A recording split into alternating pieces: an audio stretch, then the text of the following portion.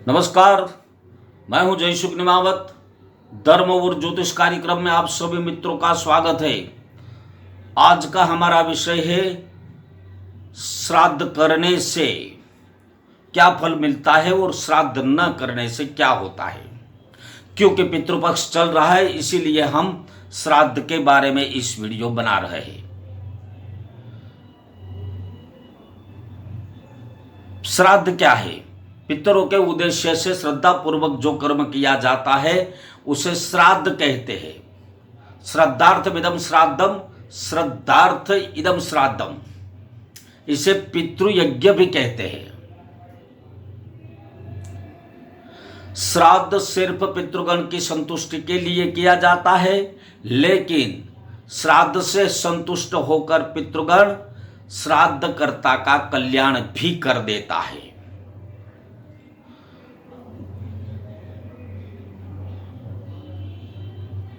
श्राद्ध से बढ़कर इस जगत में कल्याणप्रद कोई उपाय नहीं है।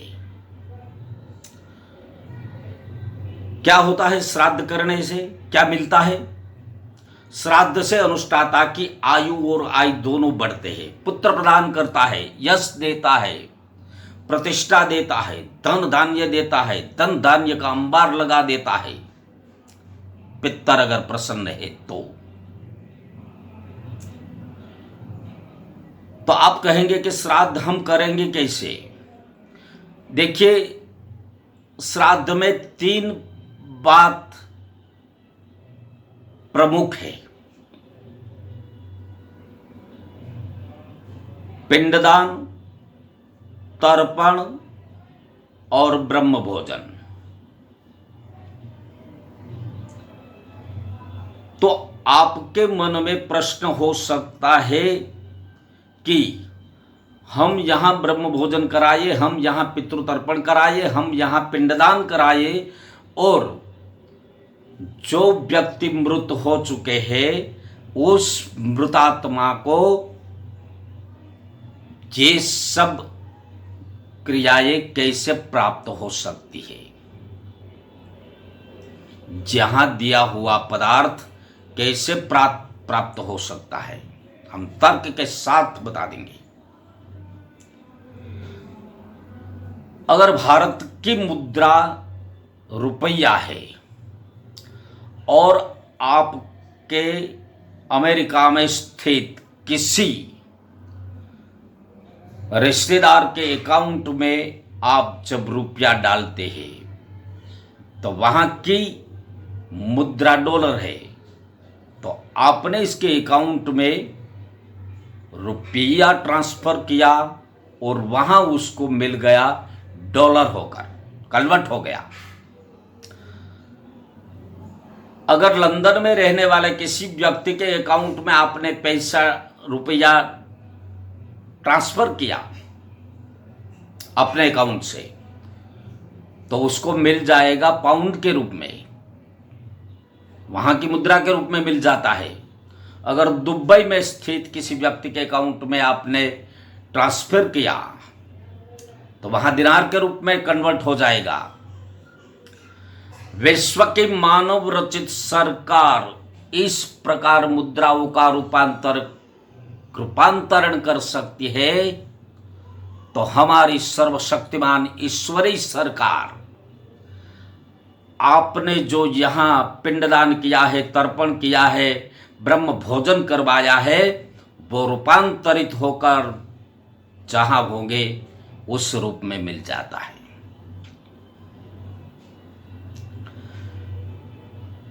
आप कहेंगे पितर कब और कैसे आते हैं? देखिए, भगवान भास्कर, भगवान सूर्य नारायण जब कन्या राशि में प्रवेश करता है तो वह समय होता है 15, 16, 17 सितंबर के आसपास, सितंबर महीने में। उस समय ही श्राद्ध पक्ष शुरू हो जाता है। क्यों शुरू हो जाता है? क्योंकि भगवान सूर्य नारायण कन्या राशि में प्रवेश करते हैं। कन्या राशि है पाताल लोक की राशि, और जब सूर्य नारायण भगवान जब कन्या राशि में स्थित होते हैं तो वहां जाकर वहां के पाताल लोक में निवास करने वाले प्रेत और पितृ को 16 दिन की छुट्टी दे देते हैं कि आप अपने वंशजों के पास जाइए, सूक्ष्म शरीर लेकर, सूक्ष्म रूप लेकर आप वहां जाइए और वहां के श्राद्धान आप ग्रहण करें। 16 दिन की छुट्टी मिलती है, क्योंकि सूर्य भगवान का पुत्र है यमराज, वो छुट्टी दे देता है। 16 दिन जब वो अपनी मृत्यु तिथि पर वहां स्थित रहते हैं और मृत्यु तिथि आने पर भी उस परिवार ने उसका श्राद्ध नहीं किया है तो वो श्राप देकर चले जाते हैं। क्या होता है? श्राद्ध न करने वालों को पग पग पर कष्ट का सामना करना पड़ता है। मृत प्राणी बाध्य होकर श्राद्ध न करने वाले अपने सगे संबंधियों का रक्त चूसने लगते हैं। श्राद्धम न कुरुते मोहात् तस्य रक्तम पिबन्ति ते, ब्रह्म पुराण। अभिषिक्त परिवार को जीवन भर कष्ट का सामना झेलना पड़ता है।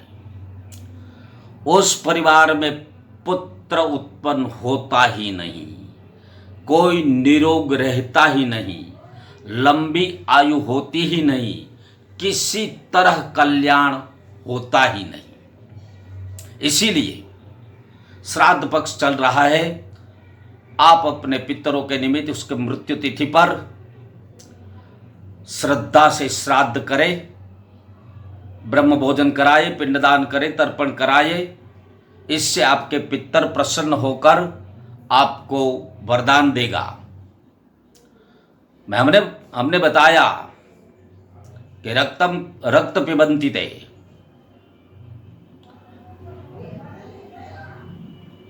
रक्त की परेशानी आ सकती है, पुत्र प्राप्ति में भी बाधा आती है। इसीलिए अपने पितरों को प्रसन्न रखें। पितृपक्ष में इसकी मृत्यु तिथि पर आप श्राद्ध करें। अगर हमारा इस वीडियो आप सभी को पसंद आया है तो आप इसे लाइक, शेयर, सब्सक्राइब करें, अन्यथा नहीं।